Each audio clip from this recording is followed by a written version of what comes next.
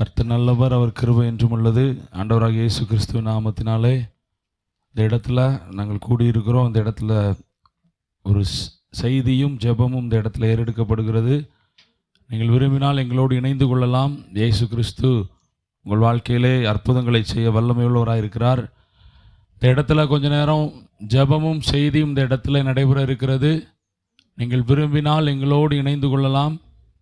இல்லை என்றால் உங்கள் வீடுகளிலிருந்து நீங்கள் கவனமாய் செவி கொடுக்கும்படி நாங்கள் கேட்டுக்கொள்கிறோம். இப்பொழுது ஒரு ஆரம்ப ஜெபம் நாம் ஜெபிப்போம். நல்ல தகப்பனே, அருமையான வேலைக்காக உண்மை நன்றியோடு துதிக்கிறோம், ஸ்தோத்தரிக்கிறோம். விசேஷமாக இந்த நாளிலும் இந்த மேலத்தெரு பகுதியில் வந்து உம்முடைய சுவிசேஷத்தை அறிவிக்க நாங்கள் கூடியிருக்கிறோம். தேவ பிரசன்னம் எங்கள் ஒவ்வொருவரையும் ஆளுகை செய்யட்டும். இந்த தெருவில் இருக்கிற ஒவ்வொரு குடும்பங்களையும் நீர் ஆசீர்வதிப்பீராக. சந்தோஷத்தினால் சமாதானத்தினால் நீர் நிரப்பும்படியாக நாங்கள் செபிக்கிறோம். எப்படியாகிலும் ஆண்டவரே, ஒரு கூட்ட ஜனங்கள் ரட்சிக்கப்படும்படியாய் நாங்கள் பிரயாசப்படுகிறோம். அந்த பிரயாசத்தை கர்த்தர் தாமே வாய்க்க செய்யும்படியாக நாங்கள் செபிக்கிறோம். இப்பொழுதும் நீர் எங்கள் மத்தியில் வெளிப்படுவீராக. உங்கள் நாமம் மாத்திரம் மகிமைப்படட்டும். பெரிய காரியங்கள் செய்யுங்க. இயேசுவின் நாமத்தில் பிதாவே, ஆமேன், ஆமேன்.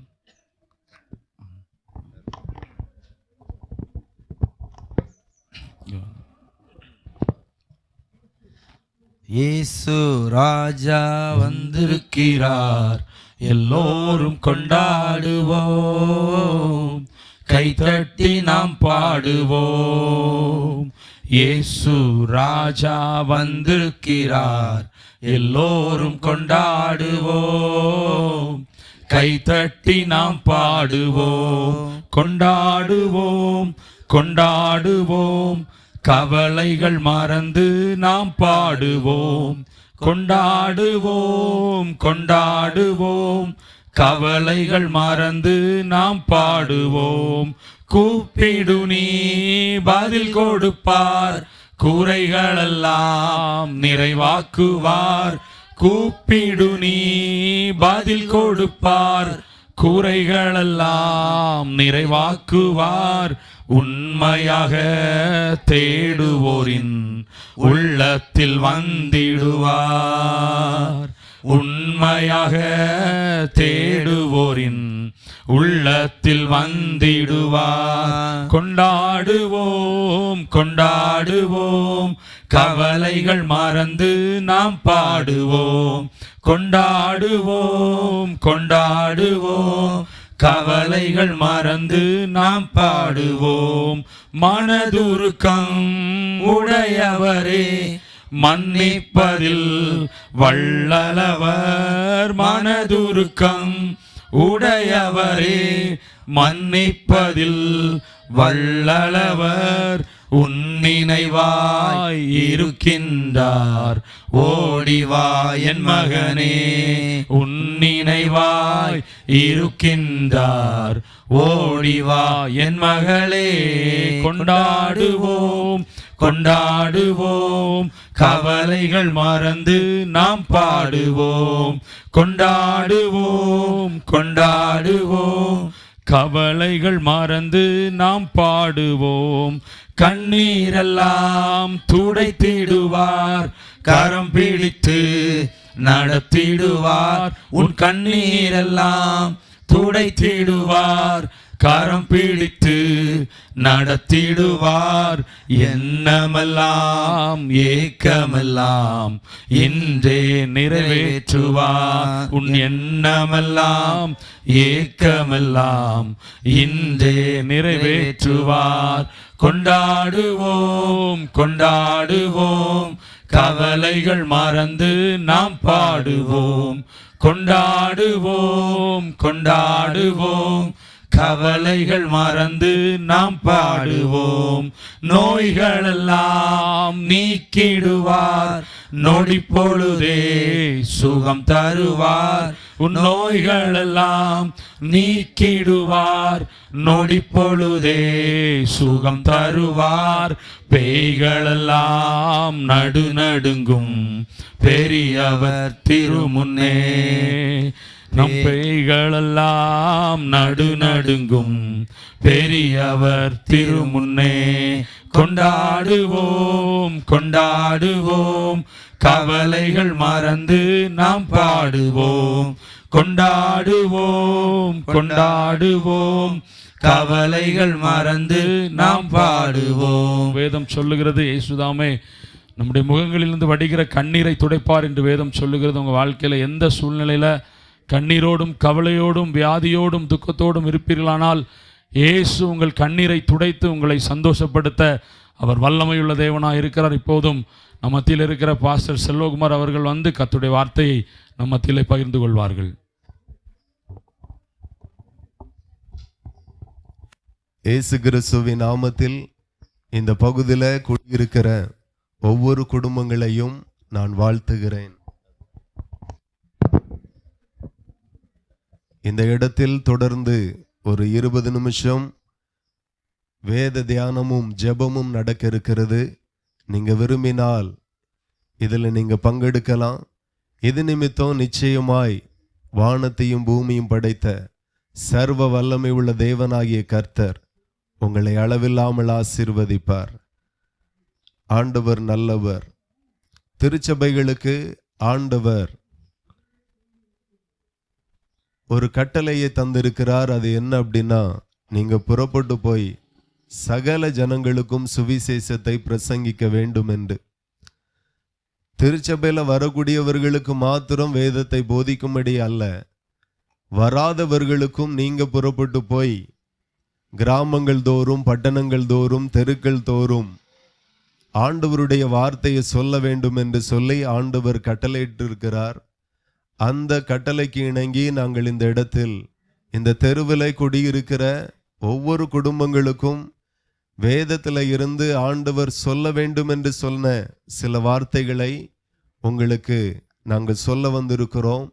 நீங்க விரும்பினால் இந்த வார்த்தையை கவனித்து கேட்கலாம். நிச்சயமாய் இந்த வார்த்தை உங்களுக்கு ஆசீர்வாதமாய் இருக்கும். ஆண்டவர் நல்லவர். கர்த்தருடைய வேதத்தில் இருந்து நாங்கள் உங்களுக்கு பேச வந்திருக்கிறோம். கர்த்தருடைய வேதம் எப்படிப்பட்டது அப்படின்னா, இந்த பூமியிலே அதிகமான ஜனங்கள் வாசிக்கிற ஒரு புஸ்தகம் உண்டானால் அது கர்த்தருடைய வேத புஸ்தகம் மட்டுமே. அதே போல அதிகமான விற்பனை ஆகுகிற ஒரு புஸ்தகம் உண்டானால் அது கர்த்தருடைய வேத புஸ்தகம் மட்டும்தான். அதே போல இந்தியாவில் மாத்திரம் கிட்டத்தட்ட 1400க்கும் அதிகமான மொழிகள் பேசப்படுகிறது, எழுதப்படுகிறது, வாசிக்கப்படுகிறது. அப்படியே உலகம் முழுவதும் பல ஆயிரங்கள் மொழி இருக்கிறது. அதுல அதிகமான மொழிகளிலே மொழிபெயர்த்து அச்சிடப்பட்டு வெளியிடப்பட்ட ஒரு புஸ்தகம் உண்டானால் அது கர்த்தருடைய வேத புஸ்தகம் மட்டும்தான். இதை கேட்கிற நீங்கள் கவனிக்கணும். ஒரு மனுஷனால் ஆரம்பிக்கப்பட்ட தொடங்கப்பட்ட சபையானால், எழுதப்பட்ட வேதகமானால் அது ஒரு குறிப்பிட்ட மாநிலத்தோடு நின்று போயிருக்கும் அல்லது குறிப்பிட்ட தேசத்தோடு நின்று போயிருக்கும். ஆனால் உலகம் எங்கிலும் இத்தனை பாஷைக்காரர்களுக்கு ஆண்டவர் மொழிபெயர்த்து கொடுப்பாரானால், இந்த வேதம் ஒரு மனுஷனால் எழுதப்பட்டதல்ல, ஒரு மனுஷனால் இயற்றப்பட்டதும் அல்ல. வானத்தையும் பூமியையும் அண்ட சராசரங்களையும் படைத்த சர்வ வல்லமை உள்ள தேவனுடைய வார்த்தைகள். இதை எந்த சக்தியாலும் தடை பண்ண முடியாது. ஆகவே இந்த வேதத்திலிருந்து சொல்லப்படுகிற வார்த்தைக்கு நீங்க செவி கொடுப்பீர்களானால் நிச்சயம் ஆசீர்வாதமாய் இருக்கும். அதே போல வேதம் எப்படிப்பட்டதென்றால், அந்த வேதத்தில் சொல்லப்பட்ட ஒவ்வொரு வார்த்தைகளும் இன்றளவும் நிறைவேறி கொண்டிருக்கிறது. வேதத்தில் சொல்லப்பட்டிருக்கிற தீர்க்க தரிசனங்கள் ஒன்றும் அவமாய் இதுவரையிலும் போகவில்லை. வேதத்தில் எழுதப்பட்டிருக்கிற ஒவ்வொரு வார்த்தைகளும் கட்டுக்கதைகள் அல்ல. வேதத்தில் எழுதப்பட்டிருக்கிற ஒவ்வொரு வார்த்தைகளும் உண்மையான வார்த்தைகள், நிறைவேறுகிற வார்த்தைகள், நிறைவேறியிருக்கிற வார்த்தைகள், நிறைவேறி கொண்டிருக்கிற வார்த்தைகள், இனியும் நிறைவேற போகிற வார்த்தைகளாயிருக்கிறது. வேதத்தில் எழுதப்பட்டிருக்கிற சொல்லப்பட்டிருக்கிற அநேக சம்பவங்களை உலகத்தில் இருக்கிற சயின்டிஸ்ட் அது உண்மையா என்று சொல்லி ஆராய்ச்சி பண்ணியிருக்கிறார்கள். வேதத்தில் சொல்லப்பட்ட எல்லாமே உண்மை என்று சொல்லி சயின்ஸ் மூலமாகவும் நிரூபிக்கப்பட்டிருக்கிறது. ஆகவே உங்களிடத்தில் சொல்லப்படுகிற வேதம் சத்திய வேதம். அருமையான இயேசு கிறிஸ்து சொல்லுகிறார், நானே வழியும் சத்தியமும் ஜீவனுமாய் இருக்கிறேன் என்று சொல்லி ஒரு மனுஷனுக்கு வழி இயேசுவாய் இருக்கிறார். அவருடைய வார்த்தைகளே சத்தியமாய் இருக்கிறது. அந்த வார்த்தையே இம்மையிலும் நீங்கள் ஜீவனோடு இருக்கவும் இம்மையிலும் நல்ல வாழ்வை பெற்றுக்கொள்ளவும் அவருடைய வழியும் சத்தியமும் மறுமையிலையும் மரணத்துக்கு பிற்பாடு வாழக்கூடிய பரலோக வாழ்க்கைக்கும் உதவியாயிருக்கிறது. ஆகவே கர்த்தருடைய வார்த்தைக்கு நீங்க செவி கொடுப்பீர்களானால் நிச்சயமாய் ஆசீர்வாதமாய் இருக்கும். நீங்க கவனித்தால் கிறிஸ்தவம் என்கிறது ஒரு மதம் அல்ல, அது ஒரு மார்க்கம். ஆகவே ஒரு மனுஷன் இந்த பூமியில எப்படியெல்லாம் வாழணும், எப்படியெல்லாம் வாழக்கூடாது என்கிறதை எல்லாம் ஆண்டவர் தெளிவாய் வேதத்துல எழுதியிருக்கிறார். ஆகவே வேதத்திலிருந்து ஒரு சம்பவத்தை நான் உங்களுக்கு சொல்லி என்னுடைய வார்த்தையை நான் நிறைவு செய்கிறேன். நீங்க கவனிங்க. வேதத்துல ஆண்டவர் ஒரு ராஜாவை குறித்து எழுதியிருக்கிறார். அவருடைய பெயர் உசியா ராஜா என்று சொல்லப்பட்டு இருக்கிறது. நீங்க கவனிங்க. இந்த பூமியில் ஒவ்வொரு மனுஷனும் அவரவருக்கு பிடித்த மாதிரி வாழ பழகி கொண்டார்கள். சிலர் சிலரை பார்த்து வாழ கற்றுக்கொண்டார்கள். இதுதான் இந்த வாழ்க்கை முறைதான் சரி என்று சொல்லுகிற அளவுக்கு சிலர் வாழ்ந்து கொண்டிருக்கிறார்கள். சிலர் தப்பு தப்பா வாழுகிறார்கள். சிலர் ஓரளவு பரவாயில்லாம நீதியாய் வாழுகிறார்கள். ஆனால் நீங்க கவனித்தால் இந்த பூமியில நாம உயிர் வாழுகிறோமே, இந்த பூமி நமக்கு ஒரு வாடகை வீடு மாதிரிதான். எவ்வளவு நாள் நாம உயிரோடு இருக்கிறோமோ அவ்வளவு நாள், குறுகிய நாட்கள் தான் இந்த பூமி நமக்கு சொந்தம். அதற்கு பிறகு நமக்கு பின்வரும் சந்ததிகளுக்கு இந்த பூமியை விட்டு செல்ல வேண்டியதா இருக்கும். ஆகவே இந்த பூமியில ஒவ்வொருவருடைய வாழ்க்கையை நீங்க பார்த்தீங்கன்னா சிலருடைய வாழ்க்கை பரவாயில்ல, சிலருடைய வாழ்க்கை நல்ல ஆசீர்வாதம், சிலருடைய வாழ்க்கை தரித்திரமும் வியாதியும் நெருக்கமும் போராட்டமும் கடன் தொல்லையும், இப்படி அழுகையும் கண்ணீரும் பிரிவினையும் விவாகரத்தும், இப்படி அநேக சம்பவங்களை அவர்கள் சந்தித்து கொண்டிருக்கிறார்கள். இந்த சம்பவங்கள் எல்லாம் நாம தினந்தோறும் பார்த்து கொண்டிருக்கிறோம். அப்போ வாழ்க்கை ஏன் ஆசீர்வாதமாய் இல்லை என்று சொல்லி ஒரு கேள்வி உங்களுக்குள்ளாய் வரலாம். ஏன் என்னுடைய வாழ்க்கை இப்படி இருக்கிறது என்று சொல்லி சில நினைக்கிறாங்க, யாரோ எங்களுக்கு சேவனை வச்சுட்டாங்க, அதான் வாழ்க்கை இப்படி இருக்கிறது. ஒருவேளை இந்த தெருவுலையே யாரோ ஒரு ஆள் சேவனை வச்சுட்டாங்க, இல்லைன்னா சொந்தத்திலிருந்து யாரோ சேவனை வச்சுட்டாங்க, இப்படியெல்லாம் நம்ம யோசிக்க தோணுகிறது. ஆனால் கவனித்தால் உங்க ஆசீர்வாதத்திற்காகவே ஆண்டவர் வேதத்தை எழுதியிருக்கிறார். ஒரு மனுஷன் எப்படி வாழணும் எப்படி வாழக்கூடாது என்கிறதை ஆண்டவர் வேதத்தில் சொல்லி இருக்கிறார். அவருடைய நீதியையே நாங்கள் உங்களுக்கு பேச வந்திருக்கிறோம். இந்த பூமியில நீங்களும் உங்கள் தலைமுறைகளும் ஆசீர்வாதமாய் வாழணும் அப்படின்னா கர்த்தருடைய நீதி நிறைந்த வசனங்களுக்கு கொஞ்சம் செவி கொடுங்க. உங்க வாழ்க்கை நிச்சயமாய் மாறும். உங்க சூழ்நிலைகள் நிச்சயமாய் மாறும். உங்க நெருக்கங்கள் நிச்சயமாய் மாறும். கர்த்தரை விசுவாசிங்க. அப்போ வேதத்துல சொல்லப்பட்டு இருக்கிற உசியா ராஜாவை குறித்து நான் உங்களுக்கு சொல்லுகிறேன். அந்த ராஜா 16 வயதிலே தகப்பன் ராஜாவாய் இருந்து மரித்தார். அவருடைய ஸ்தானத்தில் மகன் ராஜாவாக உயர்த்தப்படுகிறான். இவர் 52 வருடங்கள் அவர் ஆட்சி செய்தார். அப்படியே அவரை குறித்து வேதம் சொல்லுகிறது, அவனுக்கு காரியங்கள் வாய்த்தது என்று சொல்லி. இன்னைக்கு நிறைய பேர் நிறைய வேலைகளை செய்கிறோம், வாய்க்கல, காரியங்கள் வாய்க்கல. நாம ஒன்று நினைச்சா சூழ்நிலை வேற மாதிரி இருக்கு. இப்படியெல்லாம் சில மனிதர்களுக்கு வாழ்க்கையில நிறைய காரியங்கள் வாய்க்காம போகிறதை நம்ம பார்க்கிறோம். ஆனா அந்த உசியா ராஜாவுக்கு காரியங்கள் வாய்த்தது, காரியங்கள் ஜெயமாய் இருந்தது. அதுக்கு பிறகு அவரை குறித்து சொல்லப்பட்டிருக்கிறது, அவனுடைய கீர்த்தி பல இடங்களில் பரவிற்று. என காரியங்கள் வெற்றி, யுத்தங்கள் வெற்றி, எடுக்கிற முயற்சிகள் வெற்றி, வருமானம், செல்வம், செழிப்பு, இப்படியெல்லாம் அவருக்கு கிடைத்தபடியினால் பல இடங்களில் அந்த ராஜாவை குறித்து அவருடைய பெயர் கீர்த்தி பெற்றது என்று சொல்லப்பட்டிருக்கிறது. ஃபேமஸ் ஆயிற்றார். அதுக்கு பிறகு அவரை குறித்து சொல்லப்பட்டிருக்கிறது, அவனுக்கு ஆச்சரியமான அலுங்குலங்கள் உண்டாயிற்று. இப்படி நாளுக்கு நாள் அவர் ஆசீர்வதிக்கப்பட்டார். அப்படியே ஆசீர்வதிக்கப்படும் போது ஒரு நாள் அவருடைய இருதயத்தில் அவருக்கு மனம் மேட்டிமை ஆயிற்று. வேதத்தில் எழுதப்பட்டிருக்கிறது, கேடுண்டாகும்படி அவன் மனம் மேட்டிமை ஆயிற்று என்று சொல்லி. இந்த இடத்துல நீங்க கவனிக்கணும், உங்களையும் என்னையும் சிருஷ்டித்த தேவனுக்கு எது பிடிக்கும் எது பிடிக்கல, அந்த காரியத்தை மாத்திரம் நீங்கள் கவனிப்பீர்களானால் இந்த பூமியில நீங்களும் உங்க சந்ததிகளும் மிகவும் ஆசீர்வாதமாய் இருக்கும். அந்த ஆசீர்வாதத்தை யாராலையும் தடுக்க முடியாது, எந்த மந்திரவாதியினாலையும் தடுக்க முடியாது, எந்த சேவனையினாலையும் தடுக்க முடியாது. கர்த்தர் அவனவனுடைய கிரியைகளுக்கு தக்க பலனை கொடுக்க வானத்தையும் பூமியும் படைத்த ஆண்டவர் உண்மை உள்ளவராயிருக்கிறார். அப்படியே நிச்சயம் நீங்கள் ஆசீர்வாதமாய் இருப்பீர்கள். அப்படியே இந்த ராஜா உண்மையாய் தேவனை தேடின மனுஷன், அவரை ஆராதித்த மனுஷன், அவருக்கு காணிக்கை கொடுத்த மனுஷன், எல்லாம் ஆண்டவருக்கு செய்ய வேண்டியது ஆண்டவருக்கு செய்தான். ஆனால் ஒரு நாள் மனம் மேட்டிமை அடைந்தான். மன மேட்டிமையாய் வாழ ஆரம்பித்தான். மன மேட்டிமையாய் பேச ஆரம்பித்தான். அவனுடைய இருதயம் ஃபுல்லா மேட்டிமையினால நிரப்பப்பட்டது. கர்த்தர் அதை பார்த்தார். ஆண்டவருக்கு எது பிடிக்கும் எது பிடிக்காதென்றால் அவர் வேதத்தில் எழுதியிருக்கிறார், தாழ்மை உள்ளவனுக்கு கிருபை அளிக்கிறார், பெருமை உள்ளவனுக்கு அவர் எதிர்த்து நிற்கிறாராம். உங்களுடைய குணமே உங்களுக்கு விரோதமாய் சாட்சி கொடுக்கும்.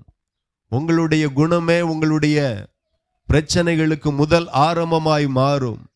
ஆகவே வானத்தையும் பூமியும் படைத்த சர்வ வல்லமை உள்ள தேவனாகிய கர்த்தருக்கு என்ன பிடிக்காது என்று சொல்லி பார்த்தீங்கன்னா, மனமேட்டிமை அவருக்கு சுத்தமா பிடிக்காது. அந்த மனமேட்டிமையோடு யார் இந்த பூமியில இருந்தாலும் நிச்சயமாய் கர்த்தருடைய கரம் அவர்களுக்கு விரோதமாய் எழும்பும் என்கிறதுல எந்த மாற்றமும் இல்லை. அப்படியே இந்த ராஜா கர்த்தரை நேசித்தவன் தான், கர்த்தருக்கு பிரியமாய் நடந்தவன் தான், ஆலயங்களுக்கு ஏராளம் செய்திருக்கிறான். இந்த பகுதியில் இருக்கிற நிறைய பேர் ஆலயங்களுக்கு தாராளமாய் செய்கிறவர்கள் தான், அன்னதானத்துக்கு கொடுக்கிறவர்கள் தான், விழாக்களுக்கு ஏராளமாய் செலவு பண்ணுகிறவர்கள் தான். எவ்வளவுதான் தெய்வீக காரியத்திற்கு நாம செய்தாலும் இருதயத்துல மேட்டிமை என்று சொல்லி ஒன்று வந்துனா அது வாழ்க்கையை சீரழிக்கும், பாழாக்கும். ஏனென்றால் தேவனுக்கு பிரியமில்லாத ஒரு சுபாவம் மனமேட்டிமை, பெருமை. இதெல்லாம் ஒரு மனுஷனுக்குள்ளாய் இருந்துச்சுன்னா அந்த மனுஷன் ஆசீர்வதிக்கப்பட முடியாது. ஆகவே கர்த்தருடைய வார்த்தையை கவனிக்கிற நீங்கள், உங்களுக்குள்ளாய் மனமேட்டிமை இருக்குமேயானால், பெருமை இருக்குமேயானால், இன்றைக்கே அந்த பகுதியில இருந்து நீங்க மனம் திரும்புங்க. நிச்சயம் இது நிமித்தம் உங்களுடைய வாழ்க்கையில ஒரு பெரிய ஆசீர்வாதம் உண்டாகும். தாழ்மை உள்ளவனுக்கு அவர் கிருபை அளிக்கிறார், பெருமை உள்ளவனுக்கு அவர் எதிர்த்து நிற்கிறார். ஆகவே ஒரு மனுஷன் நமக்கு எதிராய் வாழ ஆரம்பிச்சிட்டான்னா நம்ம சமாதானம் போயிடும், சந்தோஷம் போயிடும், ஒரே பிரச்சனை ஒரே போராட்டமா மாறிடும். ஆனா அதே ஒரு மனுஷனுக்கு தேவன் எதிர்த்து நிற்பாரானால் வாழ்க்கை எப்படி ஆகும் என்று சொல்லி யோசித்து பாருங்க. ஆகையினால உங்களுக்குள்ளா இருக்கிற குணங்களை சற்று மாற்றுங்க. நீங்க நிச்சயமாய் ஆசீர்வதிக்கப்படுவீர்கள்.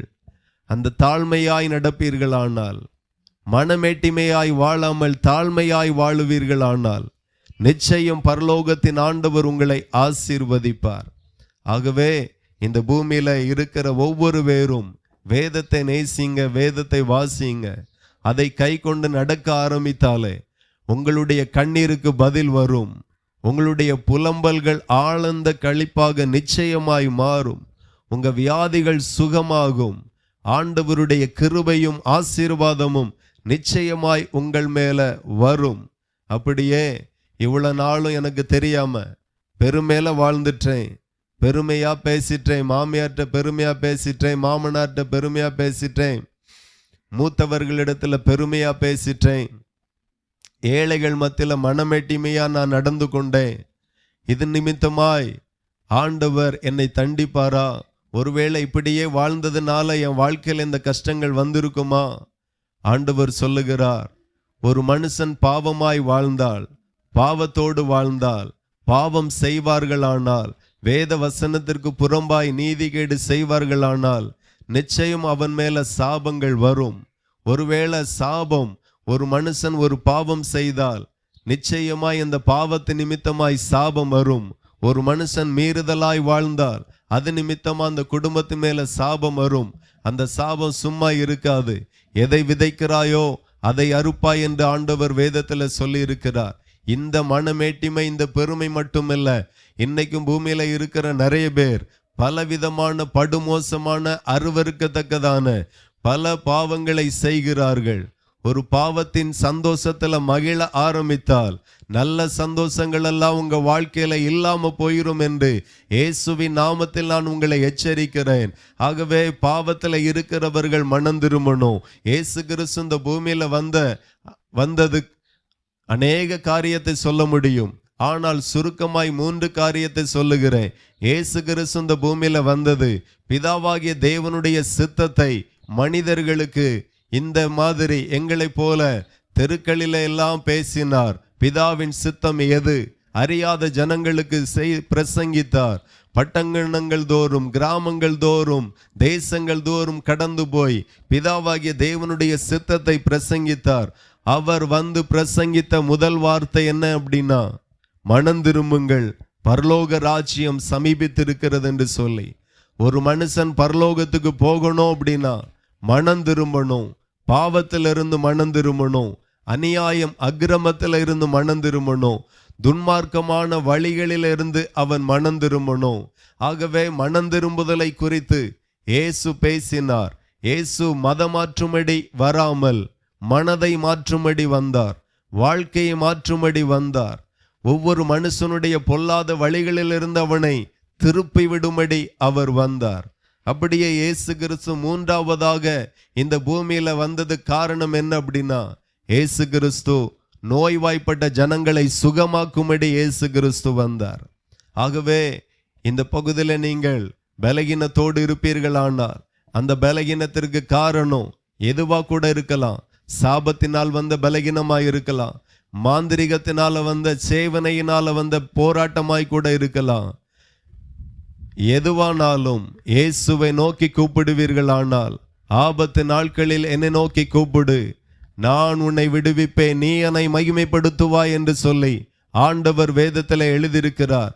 ஆகவே இந்த பகுதியில் யாராகிலும் பல வருஷங்களாக, பல நாட்களாக பல போராட்டத்தை சந்திக்கிற நீங்கள் இயேசுவை நோக்கி கூப்பிடுங்க.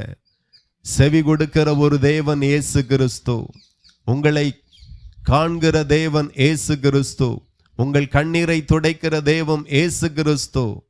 ஆகவே அன்றைக்கு அந்த பூமியில வந்த இயேசு கிறிஸ்து அநேகரை சுகமாக்கினார். அவர் செய்த அற்புதம் புஸ்தகம் போட்டு எழுதி வைத்தால் இந்த பூமி கொள்ளாது என்று சொல்லி வேதத்தில் சொல்லப்பட்டிருக்கிறது. அவ்வளவாய் அற்புதங்களை அவ்வளோ பேருக்கு ஆண்டவர் செய்தார்.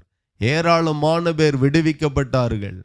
அப்படியே இன்றைக்கும் இயேசுவின் நாமத்தினால நீங்க வீடுகளில் இருந்து, ஆண்டவரே இந்த மாதிரியான நோய், இந்த மாதிரியான பிரச்சனை என் குடும்பத்தில் இருக்கு, என் பிள்ளைகளுக்குள்ளாய் இருக்கு, என் தாய் தகப்பனுக்குள்ளாய் இருக்கு, மருமகளுக்குள்ளாய் இருக்கு, பேர பிள்ளைகளுக்குள்ளாய் இருக்கு, இந்த ஒரு விஷயங்களுக்கு தயவு செய்யுங்க, ஒரு அற்புதம் செய்யுங்க, எங்களை விடுவீங்க என்று சொல்லி நீங்க கூப்பிட்டு பாருங்க. நிச்சயம் இஸ்ரவேலின் தேவனாகிய கர்த்தர் உங்களுக்கு ஒரு அற்புதத்தை செய்து இன்று முதல் நீங்கள் ஆசீர்வாதமாய் இருக்கும்படி ஒரு அற்புதத்தை ஆண்டவர் செய்ய வல்லவர். 3வது இயேசு வந்த காரணம் என்ன அப்படின்னா, முன்பு நான் உங்களுக்கு பிரசங்கித்தது போல துன்மார்க்கமாய் வாழ்ந்து, மனமேட்டிமையாய் வாழ்ந்து, பெருமையாய் வாழ்ந்து, வேசித்தன விபச்சார பாவங்கள் செய்து, இப்போ சாபத்தை தலைமையில வைத்து ஒவ்வொரு நாளும் கண்ணீர் வடிக்கிற ஒவ்வொரு ஜனங்களுடைய பாவத்தின் பலியாக இயேசு ஒவ்வொரு மனுஷனுடைய பாவத்திற்கு பலியாகும்படி இந்த பூமியில வந்தார். சிலுவையை சுமந்தார், சிலுவையில் அறையப்பட்டார். தன்னுடைய முழு இரத்தத்தையும் பாவம் செய்த ஜனங்களுக்காக, ஒரு குடும்பத்தின் ஆசீர்வாதத்திற்காக ஆசரிப்பு கூடாரத்தில் தேவனுக்கு முன்பதாக அது பலி செலுத்தி இரத்தம் சிந்தப்படுகிறது போலவே இயேசு கிறிஸ்து ஒவ்வொரு மனுஷனுக்காக இந்த பூமியில வந்து ஒவ்வொரு மனுஷனுடைய பாவத்தினால அவன் மேலே இருக்கிற சாபத்திற்காக, மன்னிப்புக்காக, ஒரு பரிகாரமாக இயேசு இந்த பூமியில வந்து தன் ஜீவனையே கொடுத்தார். ஆகவே இயேசு கிறிஸ்துவுக்கே ஒரு மனுஷன் பாவத்தின் வாழுகிற ஒவ்வொரு மனுஷனுக்கும் பாவத்தின் மன்னிப்பை கொடுக்க இயேசுவே அதிகாரம் படைத்தவராய் இருக்கிறார். எப்பேரிப்பட்ட பாவத்தையும் உங்களை விட்டு நீக்க அவர் வல்லவராய் இருக்கிறார். எப்பேரிப்பட்ட பாவத்திற்கு மன்னிப்பை கொடுக்க இயேசு வல்லவராய் இருக்கிறார். ஆகவே உங்க மேல சாபம் இருக்கு என்று சொல்லி நீங்க நினைத்தால், உணர்ந்தால், சாபத்தின் கிரியைகள் பயங்கரமாய் இருக்கும். அது நிறைய சொல்லலாம். ஒருவேளை சொல்லும்போது உங்களுக்கு சங்கடத்தை கூட ஏற்படுத்தும். ஆகையினால நான் சொல்லல. ஆகவே நீங்க புரிந்து கொள்ளுங்கள், சாபத்தின் பரிகாரம், சாபம் ஒரு மனுஷன் மேல வறுமையானால் அது பயங்கரமாய் இருக்கும். ஆகவே உங்க மேல இருக்கிற சாபத்தை இயேசு எடுத்து போட வல்லவராய் இருக்கிறார். இப்படி சுருக்கமாய் இயேசு இந்த பூமியில எதற்காக வந்தார் என்று 3 காரியத்தை சொன்னேன்.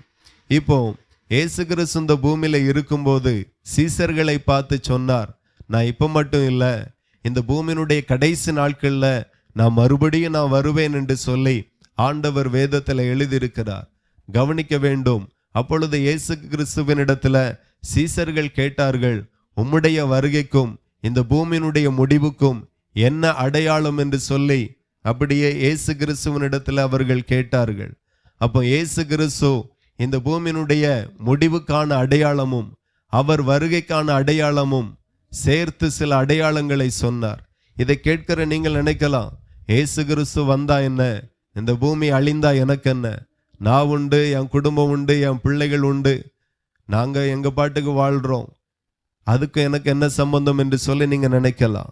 இல்ல, சம்பந்தம் உண்டு. இயேசு கிறிஸ்து முதல் முறை வரும்போது அற்புதத்தை செய்தார், பிரசங்கம் பண்ணினார், பாவத்திற்காக பலியானார். இனி திரும்ப வரும்போது என்ன நடக்கும் என்று சொன்னால், வேதத்தில் எழுதப்பட்டு இருக்கிறது, இந்த பூமியில அவர் கொடுத்த வேத வசனத்தை கை கொண்டு நடக்கிற உத்தமர்கள், அதே போல இந்த பூமியில அவர் கொடுத்த வேத வசனத்தை கை கொண்டு நடந்து தன்னுடைய வாழ்க்கையை முடித்து மரித்து போன உத்தமர்கள், பரிசுத்தவான்கள் என்று வேதம் சொல்லுகிறது. இந்த 2 பேருக்கும் ஒரு காரியம் நடக்கும். ஒருவேளை இயேசு கிறிஸ்து வரும்போது ஒரு மனுஷன் அவருடைய வேத வசனத்தின்படி உத்தமமாய் வாழ்ந்திருப்பானால் அல்லது மரித்திருப்பானால், மரித்தவர்கள் முதலாவது அவருடைய வருகையில உயிரடைவார்கள். ஒரு நொடி பொழுதிலே மறுரூபமாக்கப்பட்டு அவரோடு கூட சேர்க்கப்பட்டு பரலோகத்துக்கு எடுத்துக்கொள்ளப்படுவார்கள் என்று வேதத்தில் எழுதப்பட்டிருக்கிறது. ஒரு மனுஷன் பரலோகத்துக்கு போகக்கூடிய வழி இயேசு கிறிஸ்து மட்டுமே. அவர் மூலமாக தான் பரலோகத்துக்கு போக முடியும். எல்லா மதங்களும் ஒன்றை சொல்லுகிறது, பரலோகம் உண்டு, நரகமும் உண்டு என்று சொல்லி. நீதியாய் நியாயத்தோடு வாழ்ந்தால் பரலோகத்துக்கு போவான், துன்மார்க்கமாய் பாவத்தோடு வாழ்ந்தால் நரகத்துக்கு போவான். அப்படியே இயேசு கிறிஸ்து வரும்போது 2 காரியம் சம்பவிக்கும்.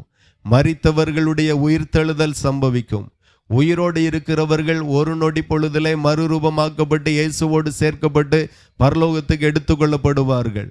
ஆகவே இயேசு கிறிஸ்துனுடைய வருகையில போகணும் அப்படின்னா, பரலோகத்துக்கு போகணும் அப்படின்னா, ஒரு மனுஷன் இயேசுவை விசுவாசிக்கணும், இயேசுவை மெய்யான தேவன் என்று நம்பணும். சபையில ஒவ்வொரு மனுஷனுக்கும் ஞான ஸ்நானம் கொடுக்கப்படுகிறது. ஞான ஸ்நானம் எதற்கு என்று சொன்னால், ஞான ஸ்நானம் மத மாற்றத்திற்காக கொடுக்கப்படல, பாவ மன்னிப்புக்காக கொடுக்கப்படுகிறது.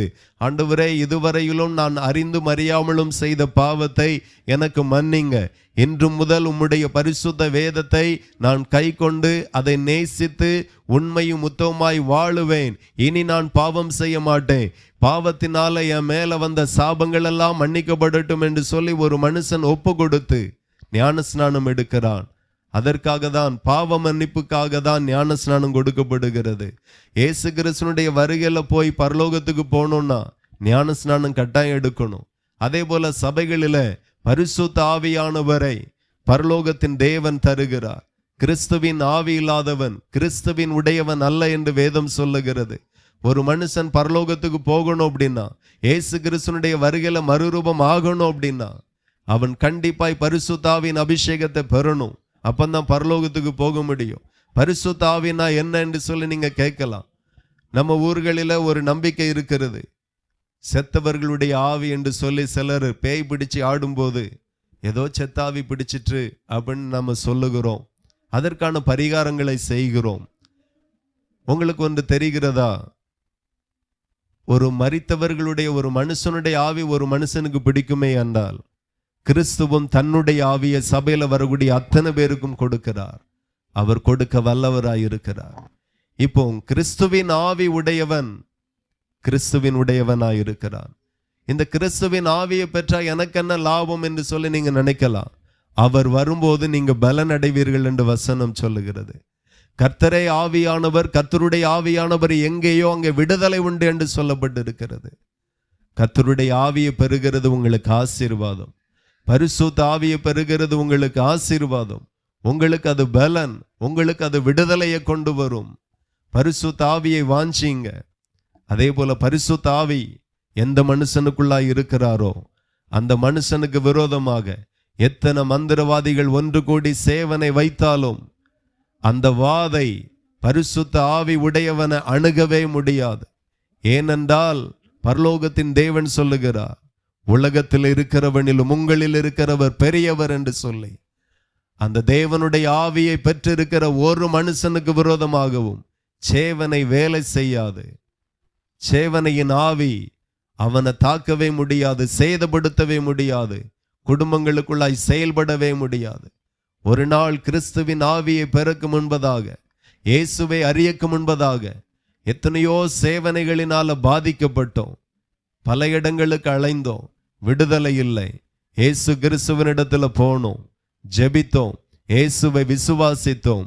நீ விசுவாசித்தால் தேவனுடைய மகிமையை காண்பாய் என்று ஆண்டவர் வேதத்தில் எழுதியிருக்கிறபடி அவரை விசுவாசித்தோம். ஆண்டவருடைய மகிமை எங்க வாழ்க்கையில பார்த்தோம். சேவனைகள் செயலிழந்ததை நாங்கள் கண்ணார பார்த்தோம்.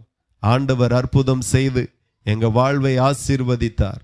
ஆகவே இந்த பகுதியில் இருக்கிற ஒவ்வொரு பேருக்கும் இயேசுவை நாங்கள் அறிவிக்கிறோம். அவருடைய வேதம் உண்மையானது, சத்தியமானது. அதை விசுவாசிங்க. அவருடைய வார்த்தையின்படி நீங்க வாழுங்க. நீங்க ஆசீர்வாதமா இருப்பீர்கள். வேதம் என்கிறது, கிறிஸ்தவம் என்கிறது ஒரு மதம் மட்டுமல்ல, அது மார்க்கம்.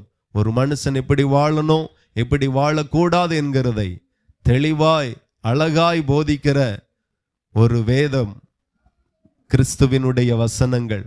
ஆகவே விசுவாசிங்க, நிச்சயமா இது உங்களுக்கு ஆசீர்வாதமாய் இருக்கும். இவ்வளவு நேரம் வீடுகளிலே ஆங்காங்கே நின்று கர்த்தருடைய வார்த்தைகளை கேட்ட உங்களை பரலோகத்தின் ஆண்டவர் அளவில்லாமல் ஆசீர்வதிப்பாராக. ஒருவேளை இந்த வேத வசனத்தை நான் அதிகமா வாசிக்க விரும்புகிறேன், தெரிஞ்சிக்க விரும்புகிறேன், ஆண்டவர் என்னதான் சொல்லியிருக்கிறார், நீங்க கொஞ்சம் தான் சொல்லியிருக்கீங்க, நான் இன்னும் அதை தெரிஞ்சிக்க ஆசைப்படுகிறேன் அப்படின்னு நீங்க விரும்பினால், எங்களிடத்துல பரிசுத்த வேதாகமம் இருக்கிறது. அதற்கான எந்த தொகையும் நீங்க கொடுக்க வேண்டியதில்லை, இலவசமாய் நாங்க கொடுக்க விரும்புகிறோம். நீங்க விரும்பினால் நீங்களோ அல்லது உங்க பிள்ளைகளையோ அனுப்பி இலவசமாய் கொடுக்கப்படுகிற இந்த வேதாகமத்தை நீங்க வாங்கி கொள்ளலாம். ஓய்வாய் இருக்கும்போது எடுத்து படிங்க. நிச்சயம் அது உங்களுக்கு ஆசீர்வாதமாய் இருக்கும். கர்த்தர் உங்களை ஆசீர்வதிப்பாராக.